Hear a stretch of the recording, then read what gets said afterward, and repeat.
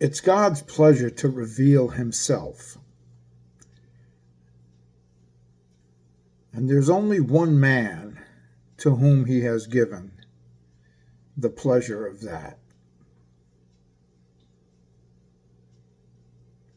And if any man thinks he can prove, or if any man would set out to prove either that God is or who God is,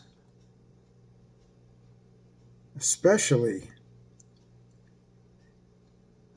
in the folly of thinking he believes in that one man, he'll find himself reproved.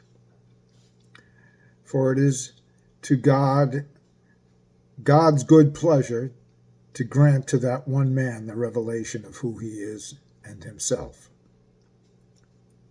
And in that, God does reserve to himself his good pleasure to reveal himself.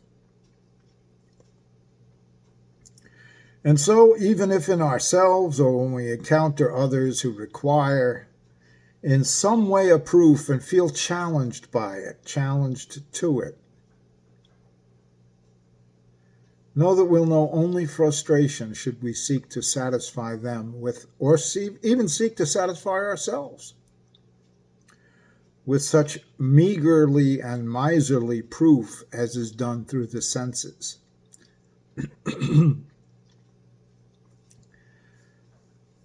Remember in the parable, or the story rather, where Jesus speaks of Abraham speaking to the man in torment, who pleads that Lazarus might go back from the dead and warn his brothers so that they don't come to that place of torment. Abraham says they have Moses and the prophets. Let them hear them, for if they will not hear Moses and the prophets, neither will they believe, even if one should return from the dead.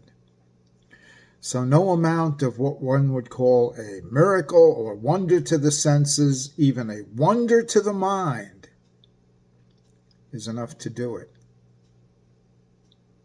Only God, going deepest and deeply inside, to the very heart and root, beyond where man can reach of himself or touch of himself, and there give light, no man has any. But what God does give, if one is prepared to receive it,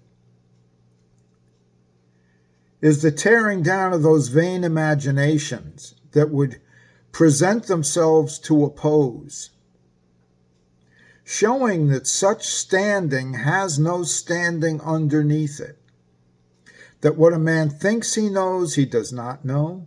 By the way a man thinks he knows, he does not know.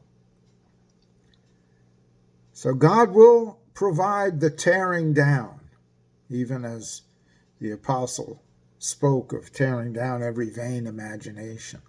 At first we find it done in us.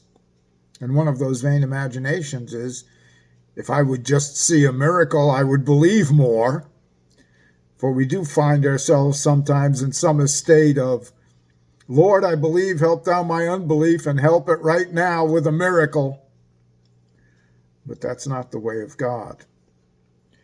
But God will and graciously does provide the equipping for the tearing out from underneath all the things a man might stand upon to think he has rational and reasonable provoking to oppose. They're just not there. They're just not there.